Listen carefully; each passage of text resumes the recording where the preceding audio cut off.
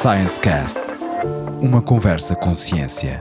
Começa aqui mais uma conversa com ciência, é mais um episódio do ScienceCast, que é este podcast onde nós falamos com um cientista, falamos sobre ciência e hoje falamos com Ricardo Mexia.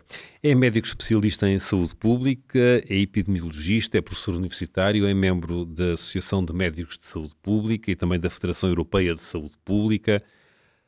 Ricardo Mexia, muito obrigado por estar connosco. Tornou-se figura pública na altura da pandemia da Covid e estava frequentemente nos mídias. Mas a pandemia passou, mas continua a falar de saúde pública. O que é afinal a saúde pública?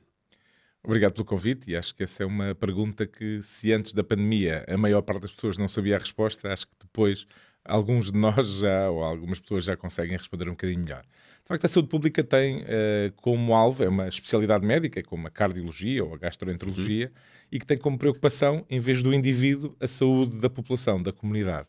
E, portanto, usamos ferramentas que, em vez de serem direcionadas para diagnosticar e tratar o indivíduo, estão muito vocacionadas para diagnosticar, identificar e intervir nos problemas da comunidade, principalmente até numa ótica preventiva. Ou seja, evitar que os problemas surjam para que sejam mais fáceis de tratar. E, na prática, tem três grandes vertentes. Temos a questão da promoção da saúde, ou seja, dar ferramentas às pessoas para que elas façam escolhas melhores. Tem a vertente da prevenção, lá está, encontrarmos estratégias para que nós consigamos reduzir o peso da doença. Um exemplo mais bem sucedido é a vacinação. Portanto, a vacinação é uma estratégia de saúde pública que mais vidas salvou, que mais recursos tem poupado ao longo de dezenas de anos. E depois temos ainda a preocupação com a proteção da saúde, que tem muito a ver com a componente normativa, de fiscalização, ou seja, as regras anti-tabaco, por exemplo, ou aquilo que garante a qualidade da nossa água, também faz parte daquilo que são as intervenções da saúde pública. Mais recentemente, há aqui uma quarta vertente, que é a da preparação e resposta às emergências de saúde pública, como foi o caso da pandemia por Covid-19. Que se calhar, se as outras três componentes funcionarem bem, poderemos ter menos situações de crise, ou não? Eu julgo que sim, mas na prática nós temos sempre que nos estar a preparar, não é? Ou seja, nós tentamos preparar-nos para o pior, esperando o melhor, não é? Essa é também uma filosofia subjacente. Exatamente. Por aquilo que acabou de... Por essa resposta, nós concluímos imediatamente que isto é algo que não é só medicina. Não, extravasa muito, até porque... É sociologia, é comportamento, é psicologia, não é? Tem múltiplas dimensões e hoje até a abordagem de saúde pública também assenta até numa abordagem One Health, uma só saúde, que tem a dimensão da saúde humana, a saúde animal e a componente ambiental. E, portanto, junta aqui um conjunto de aspectos bastante diversos e que contribuem para a nossa saúde. A sua atividade é fundamentalmente no Instituto de Ricardo Jorge? Sim, eu agora exerço adicionalmente funções de Presidente de Junta de Freguesia do Lumiar, mas a minha atividade profissional é principalmente no Instituto Ricardo Jorge, no Departamento de Epidemiologia, onde trabalho principalmente na área da vigilância epidemiológica, ou seja, a implementação de soluções que nos permitem monitorizar o que está a acontecer, identificar eventuais desvios e que possam carecer da nossa intervenção. E depois também muito ligado à formação, seja no Instituto Ricardo Jorge, seja depois também na minha atividade docente. Exato, na Católica e não só. Na Faculdade de Medicina Universidade de Lisboa, na Católica, no ISCTE, estou a deixar agora a minha colaboração com a Universidade do Algarve, portanto tenho assim uma série de colaborações no ensino superior. No Ricardo Jorge tem equipas precisamente que dão contributos para todas essas áreas, não é? Sim, nós na prática, a minha unidade dentro do Departamento de Epidemiologia é o ONSA, o Observatório Nacional de Saúde, que tem um conjunto de ferramentas que tem por papel precisamente monitorizar, lá está, o estado de saúde. E, inclusivamente, no meu departamento foi onde foram calculados uma série de parâmetros, durante a pandemia, o célebre R, não é? O número reprodutivo, e que decidia que intervenção é que era necessária fazer em cada local, era calculado precisamente lá no meu departamento, e tínhamos também a função de antecipar aquilo que iria acontecer, ou seja, fazer uma espécie de previsão em função dos dados que tínhamos, daquilo que era expectável que viesse a acontecer nos próximos dias e semanas. Como é que fazem essa recolha de dados? Vão ao terreno, recebem dados? Quais são as vossas fontes? A minha área de diferenciação é precisamente a epidemiologia de campo, ou aquilo que nós chamamos Field Epidemiology, que é uma área também muito desenvolvida a nível europeu. Eu tive a oportunidade de fazer o programa europeu, o EPIET, vocacionado para essa área, e que tem muito a ver com a investigação de surtos, com ir ao local a recolher a informação. Portanto, é muito, inclusive o símbolo é uma sola de sapato, por acaso tem um buraco, que tem a ver com termos poucos recursos e também termos que gastar a sola para ir até lá. Mas na prática nós vamos mesmo recolher a informação ao terreno. Ou seja, por exemplo, nós fazemos vigilância em eventos de massas, em que nós vamos recolher os dados Queria ainda falar sobre esses eventos. Tem aqui alguns, sei lá,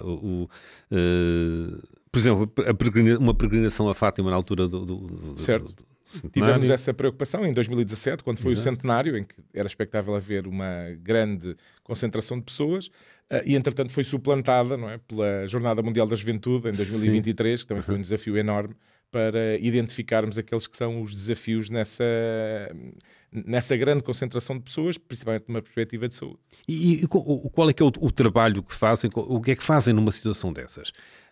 Previamente tentam prever o que é que possa acontecer? Tem 3 dimensões, principalmente. Ou seja, tem uma dimensão de preparação antes, ou seja, o que é que nós podemos fazer para reduzir os riscos, e aí há naturalmente as questões da preocupação ambiental, a preocupação da segurança alimentar, da qualidade da água, portanto, tudo o que pode fazer reduzir os riscos. Por exemplo, atendendo a que vinha muita gente de muitos locais à volta do mundo, a preocupação sobre que tipo de doenças é que podiam estar a afetar aquelas populações e que de forma é que nós podíamos mitigar esse impacto. Depois tem uma dimensão durante, não é? Ou seja, nós temos que permanentemente estar a monitorizar o que está a acontecer, porque imagino que de repente temos um conjunto de pessoas que se queixa de problemas gastrointestinais. Pode indiciar que há algum surto a decorrer, algum estabelecimento de restauração, enfim, alguma fonte de problemas que nós precisamos de intervir. E depois tem uma dimensão ainda após, além do balanço do que aconteceu, sabemos que as doenças têm um tempo de incubação e às vezes não se manifestam imediatamente e, portanto, importa perceber o que é que acontece a seguir, também para perceber se houve algum problema e que possa ser evitado em próximas edições. Por exemplo, nós, no âmbito da Jornada Mundial da Juventude, elaborámos um relatório que vai servir, espero eu, de base também para o trabalho que os nossos colegas sul-coreanos vão fazer para a preparação da próxima Jornada Mundial. E Ricardo Mexia, nessas situações, vocês têm equipas no terreno? É muito diverso. Bem, há pouco eu falei mais da epidemiologia de campo, mas grande parte da recolha de dados é feita com base em sistemas de informação, ou seja, temos os registros clínicos, temos as notificações de doença, ou seja, cada vez que há um diagnóstico de uma doença, os médicos, qualquer médico, tem a obrigação de a notificar, não é? Portanto, há uma lista bastante vasta de doenças que é a de notificação obrigatória. E, portanto, os sistemas facultam-nos uma grande parte dessa informação. Mas para estes eventos, por exemplo, criamos equipas de recolha. Por exemplo, nós fazemos a vigilância epidemiológica do Boom Festival e teremos uma equipa de cerca de 20 pessoas que está 24 horas por dia, todos os dias do evento, a recolher dados de saúde que depois são introduzidos numa base de dados, analisados em tempo real, para que num briefing diário, tipicamente acontece às 10 da manhã, nós possamos identificar eventuais problemas e intervir sobre eles. E, portanto, temos que ter uma capacidade de gerar informação em tempo útil. Enfim, ainda não estamos na fase do tempo real, porque o sistema ainda é semi-analógico, mas em tempo útil para podermos tomar decisões mais informadas. Essas equipas são formadas por pessoas do Instituto, por exemplo, ou são... Temos uma equipa mais ou menos nuclear do Instituto, que já colabora há alguns anos, e que inclui epidemiologistas, como é o meu caso, médicos, inclui também, por exemplo, especialistas na área da microbiologia, porque para a recolha, armazenamento e transporte das amostras biológicas também tem um conjunto de regras, um conjunto de técnicas que permitem obtermos melhores resultados. Portanto, é preciso gente com essas competências, não é? Exatamente. E depois tipicamente recrutamos também voluntários, que são colegas, muitos deles médicos internos de saúde pública, outros profissionais de saúde da área da saúde pública, que durante aquela semana estão lá connosco também a colaborar. Referiu aí, portanto, já tinha dito, que é um epidemiologista. Por vezes as pessoas confundem. Há epidemiologistas, há imunologistas, há virologistas, e eu já vi algumas situações em que isso é tudo a mesma coisa. Não é? Não, até são situações muito diferentes. Bem, então, sinalizando essas 3. Um epidemiologista é alguém que estuda o comportamento da doença nas populações, incluindo os seus determinantes e a forma como os podemos influenciar. Ou seja, nós usamos dados para identificar as causas dos problemas e intervir sobre eles. Um imunologista tem muito mais a ver com aquilo que é o conhecimento da capacidade do nosso sistema imunitário, a reação, seja das nossas células, dos nossos anticorpos, e depois o virologista é alguém da área da infecciologia que se dedica especificamente aos vírus. Muitas vezes até mais numa perspectiva do agente propriamente dito do que aquilo que acontece na população que é afetada por um vírus. E, portanto, cada qual tem a sua especialidade, não é? Sem dúvida, sem dúvida. E naturalmente trabalhamos muito em conjunto, não é? Ou seja, as pessoas que trabalham na área da imunologia têm aqui um contributo importante, por exemplo, na vacinação, tal como os virologistas e tal como os epidemiologistas, que ao fim e ao cabo depois vão reunindo os dados e fazendo a análise desses números. Uma fonte poderá ser também... poderão ser as próprias pessoas, como sabe, uma linha qualquer pessoa pode ligar, olha, aqui está a acontecer isto. Bem, há várias dimensões aí em relação à participação das pessoas. Por um lado, naturalmente, que aquilo que as pessoas podem espontaneamente sinalizar, atenção, que há aqui um conjunto de casos de doença gastrointestinal que estão a acontecer, ou um conjunto de pessoas que têm pneumonia e que têm algo em comum. Mas, além disso, há cada vez mais sistemas de vigilância participativa, ou seja, em que os próprios cidadãos podem contribuir para a vigilância. Nós tínhamos até há bem pouco tempo o GripNet, não é? O GripNet, que era uma ferramenta precisamente para a vigilância, não só da gripe, mas de vários vírus respiratórios. E que aliás, um projeto europeu também, não é? Ele nasce a nível europeu, há uma rede chamada InfluenzaNet. Exato. E eu espero que em breve o GripNet possa voltar a funcionar porque eu tinha-me apercebido que de facto havia aí uma pausa, digamos agora, assim, não é? Exatamente, está suspenso agora, mas eu espero que em breve possamos retomar. Mas temos múltiplos outros exemplos de vigilância participativa, por exemplo, a quando do Campeonato do Mundo ou dos Jogos Olímpicos no Brasil, eles desenvolveram uma solução que se chama Guardiães da Saúde, que tem uma solução semelhante a essa, ou seja, as pessoas uma vez por dia recebem uma notificação do seu telemóvel e que lhes é perguntado se estão bem. E se não estão, têm um questionário um pouco mais detalhado para tentar apurar o que é que se está a passar. Porque nós sabemos que a maior parte das doenças, felizmente, são autolimitadas, não é? Ou seja, imaginemos a gripe, como é o caso se calhar mais fácil de perceber. A maior parte das pessoas que têm gripe não recorre aos cuidados de saúde, portanto nós não temos maneira de obter informação sobre isso. E portanto, se tivermos uma ferramenta em que a pessoa diz, bem, eu estive de facto mais adoentado, tive febre, tive tosse, o que tive, não é?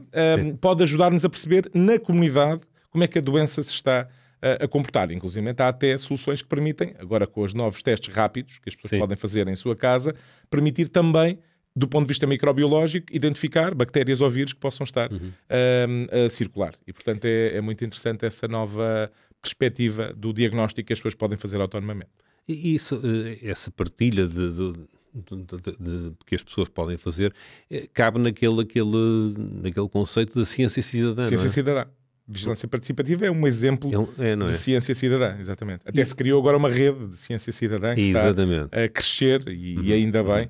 E eu espero que o GripNet possa voltar rapidamente à família da ciência cidadã. Para os médicos e para os profissionais de saúde é importante que haja essa participação dos cidadãos, não é? Bem, sem dúvida. Eu acho que nós temos só a ganhar em envolver as pessoas, até porque o nível de literacia, seja em saúde, seja em ciência, tem vindo a aumentar, e isso é positivo. Estamos longe ainda de estar, se calhar, onde todos gostaríamos que estivéssemos, mas eu julgo que isso tem melhorado de forma substantiva. E, portanto, nesse sentido, o contributo das pessoas, não só, e depois aqui há uma discussão até, se calhar, do ponto de vista semântico, se apenas a mera envio da informação, se isso configura ou não ciência cidadã, ou se tem que ser um bocadinho mais além, num verdadeiro envolvimento, por exemplo, no desenho da metodologia, na análise, por parte dos cidadãos. Depois esta discussão também se pode ter sobre se o facto de eu reportar os meus sintomas, se isso se inclui na ciência cidadã ou não. Portanto, essa discussão também podemos ter. Também existe. Porque o Ricardo Mexia também é membro da Sociedade Portuguesa de Literacia em Saúde, penso eu, não é? Tenho o privilégio de ser membro honorário da Sociedade. Pois, porque fala-se muito de literacia mediática, de literacia científica, de literacia... enfim, digital, mas também literacia em saúde, que era disso que estávamos a falar. As pessoas saberem, por exemplo, que um antibiótico não é para combater um vírus, não é? Por exemplo, há uma série e é de facto uma área em que há muita assimetria de conhecimento, não é? Entre os profissionais que lidam com a saúde e o cidadão médio, não é? E, portanto, essa literacia é muito importante para as pessoas, por um lado, terem conhecimento sobre o que se passa, mas, por outro, também até adotarem comportamentos que lhes permitem proteger a sua saúde, sobre como é que a doença se transmite, o que é que eu posso fazer para melhorar a minha saúde. Portanto, há aqui um manancial de oportunidades na área da literacia em saúde que eu acho que nós temos que aproveitar e temos que fazer chegar, de facto, a informação às pessoas para que elas façam escolhas melhores.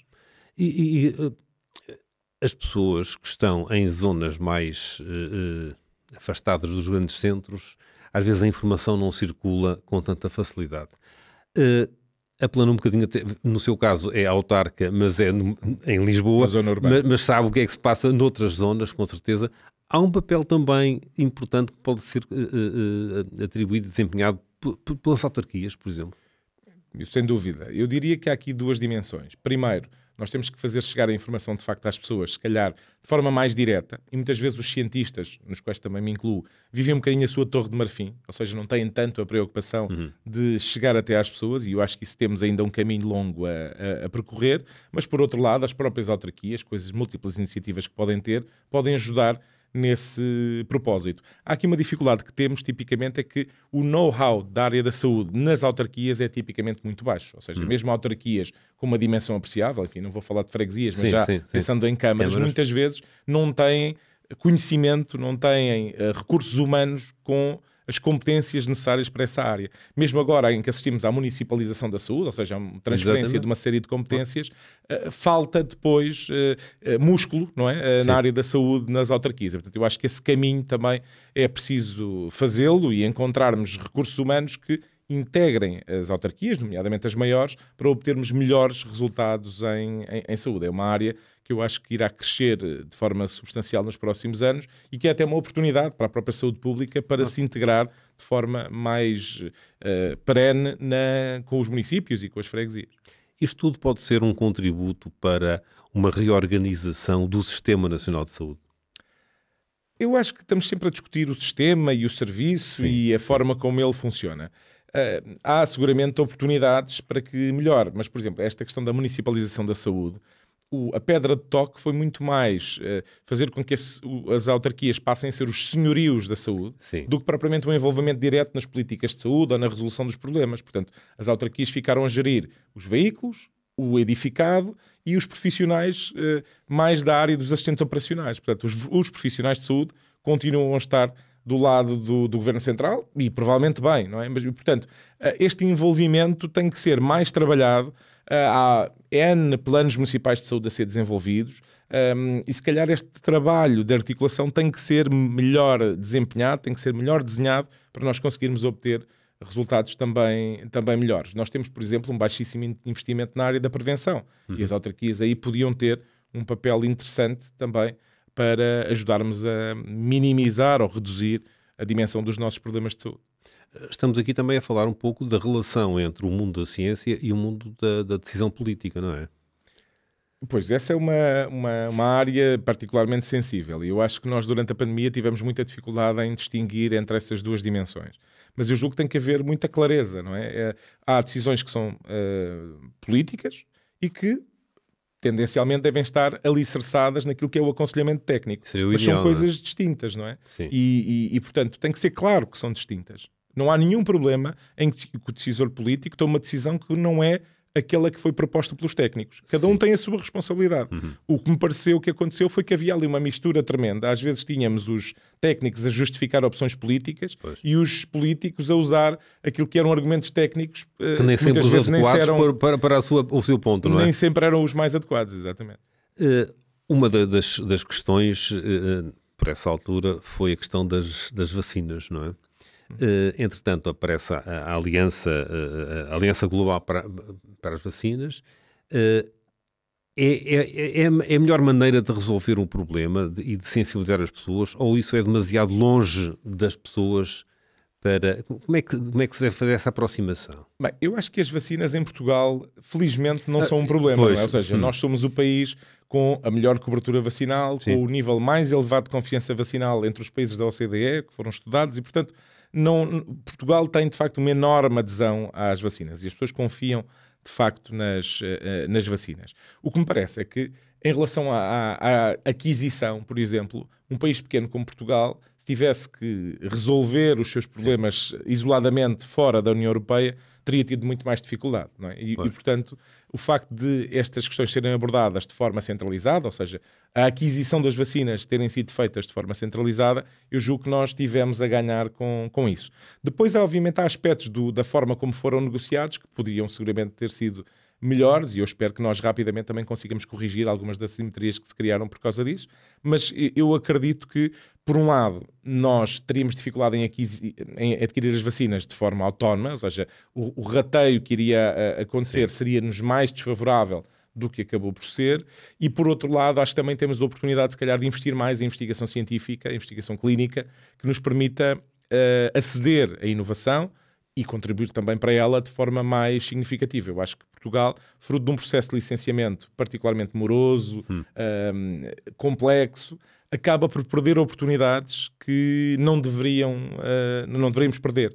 E, portanto, eu espero que os nossos reguladores tenham isso em conta e que rapidamente consigamos aceder a cada vez mais financiamento por a via dos ensaios clínicos, que seria seguramente digamos, um retorno para o Serviço Nacional de Saúde importante e que nos permitiria, se calhar, dar mais inovação aos nossos doentes e, por outro lado, também contribuir para a sustentabilidade financeira do mesmo. Porque é que... qual é a justificação para, de facto, esses bons números da vacinação em Portugal e essa confiança? Porque, ao fim e ao cabo, por um lado, dizemos que há uma baixa literacia em saúde, mas depois há esses resultados que parecem... Eu acho que há vários fatores que levam a que nós tenhamos um programa de vacinação robusto. O nosso programa nasce em 1965, portanto também já tem um historial relativamente robusto. Temos a vantagem de ser um país pequeno e com um programa de vacinação uniforme.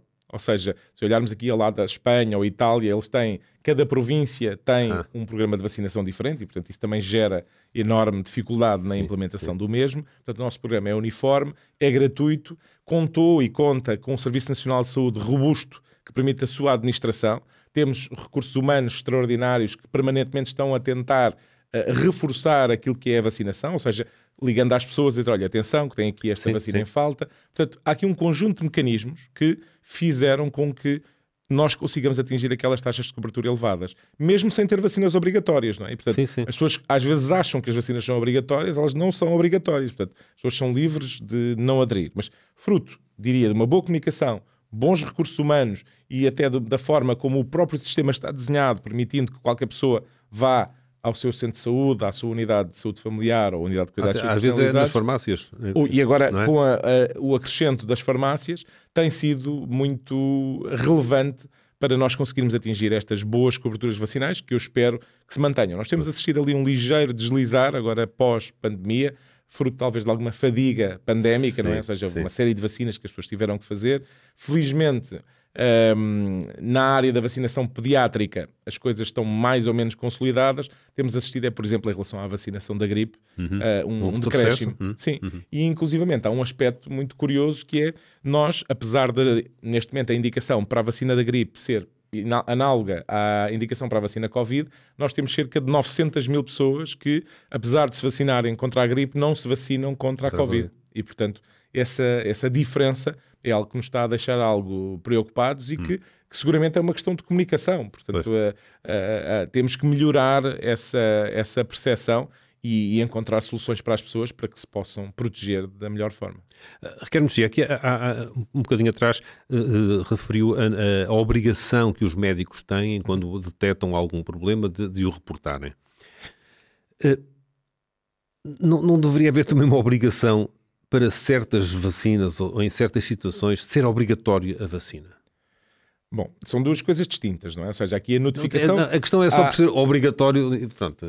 Sim, as vacinas, nós verdadeiramente, o contexto que temos, não precisa que elas sejam obrigatórias. Sim. E se olharmos à volta do mundo, países que têm efetivamente vacinação obrigatória não têm melhores resultados do que nós.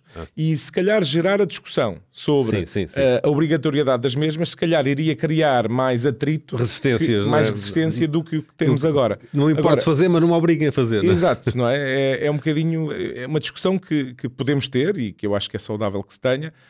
Se calhar há determinadas funções em que a obrigatoriedade pode fazer mais sentido. Imagina um profissional de saúde, alguém que lida com idosos, etc. Podem ser contextos em que a vacina pode ser exigível, não é? Porque não se trata apenas de me proteger a mim, trata-se de proteger aqueles que tenho de cuidar ou que tenho a meu cargo, não é? Portanto, essa discussão podemos tê-la. Agora, a mim o que não me faz sentido é que a tenhamos quando temos a crise a decorrer, não é? Ou seja, durante a crise a decorrer, discutiu-se se devia ser obrigatório, não devia, as limitações que podemos impor, as restrições, etc. A situação acalmou, e bem, mas deixámos de ter essa discussão. E, portanto, quando estivermos outra vez sob pressão, vai ressurgir a discussão. Portanto, eu acho que devemos fazer essa reflexão num período sem crise, e que essa discussão possa ser tida com toda a transparência e com as implicações que isso acarreta. Agora, como digo, não sentimos essa necessidade porque os resultados são claramente positivos, mesmo sem essa obrigatoriedade. Nesta área, como em muitas outras também, que mexe com os comportamentos humanos, não é? A psicologia tem um papel importantíssimo, não tem? Não é só dizer, não, dá aqui uma vacina que faz muito bem. Está bem, mas depois tem que se explicar melhor, recorrer a invocar... portanto, mecanismos da psicologia, não é? Para conseguir convencer as pessoas no sentido de explicar-lhes as vantagens, não é? As questões comportamentais são muito importantes. E uma coisa é eu ter o conhecimento, outra coisa é agir com base nesse conhecimento, não é? Hoje não é crível, saindo aqui um bocadinho das vacinas, não é crível que as pessoas não saibam que o tabaco é nocivo. Não é? Sim. Toda a gente sabe que o tabaco é nocivo, mas continua a haver pessoas que fumam, fazem essa escolha, não é? Portanto, sim.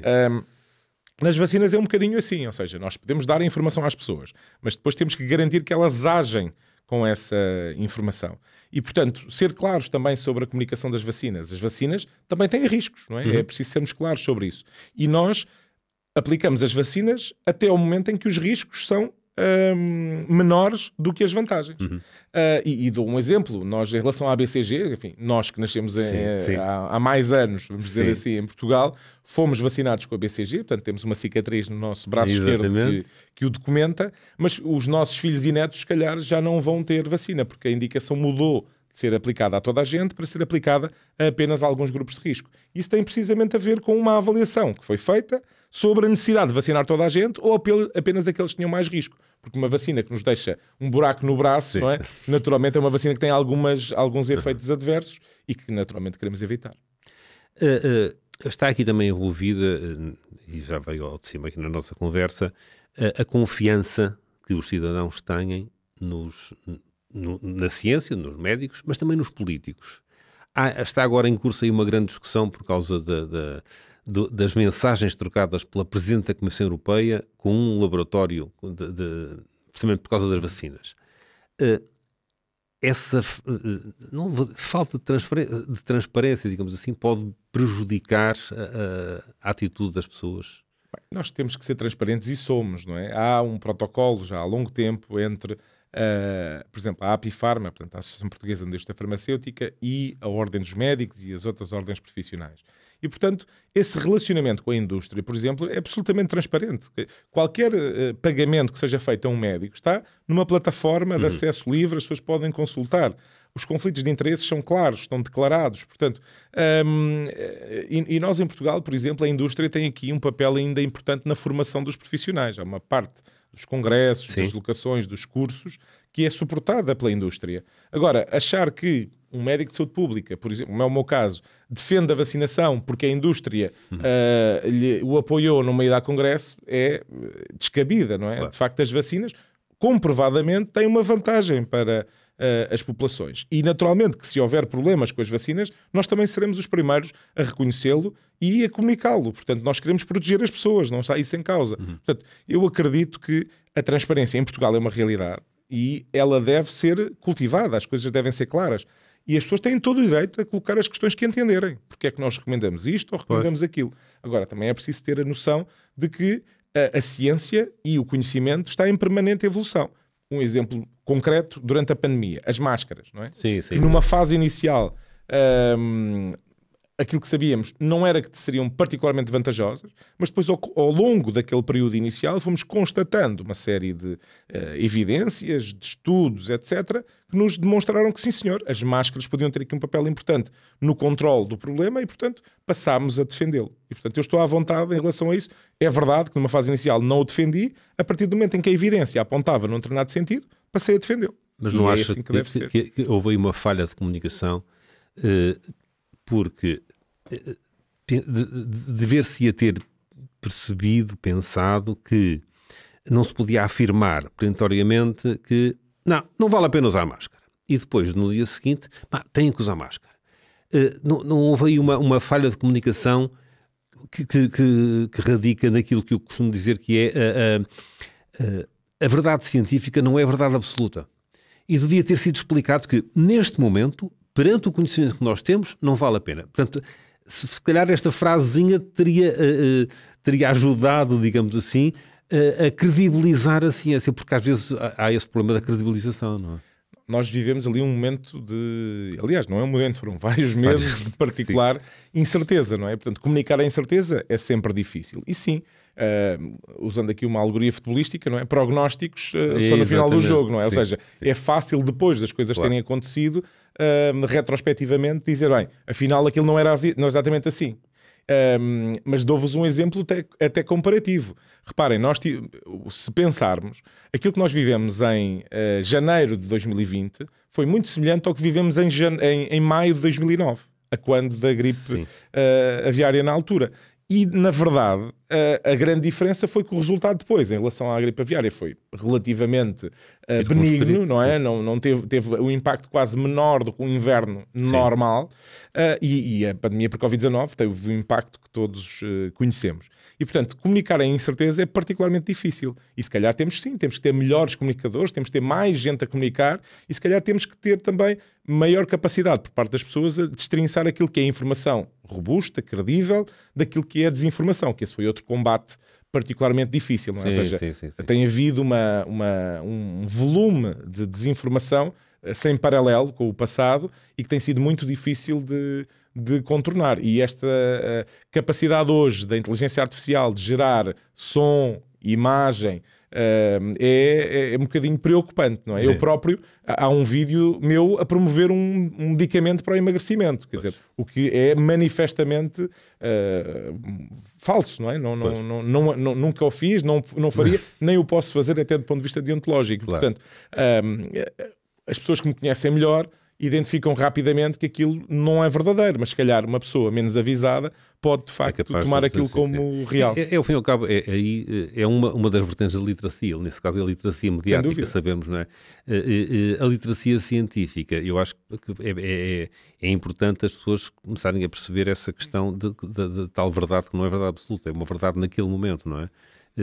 Como já referiu o caso da BCG, por exemplo, naquela altura em que era importante porque... Vasco, mas eu acho que uma coisa que aconteceu durante a pandemia, que não acontece normalmente, é as pessoas a verem a ciência a desenvolver-se em direto, não é? Ou seja, em tempo a real, expectativa era tão grande em relação às vacinas, em relação a uma série de coisas, que aqueles aspectos de, bem, agora é esta vacina, agora afinal já não é esta, agora a indicação é de temos que ser revacinados de 3 em 3 meses, agora afinal já é 6, ou os testes, etc. Portanto, houve aquilo que tipicamente não acontece, ou seja, as pessoas, o cidadão médio, quando contacta com a ciência, as coisas já estão mais ou menos estabelecidas, mas aqui foi um contacto quase em tempo real com estes avanços e recuos que são o normal em ciência, não é? Mas o que me parece é que as pessoas não sabem que é normal e portanto, aí o tal déficit de comunicação era só nesse aspecto, era tentar dizer às pessoas que nós sabemos neste momento e o conselho que damos a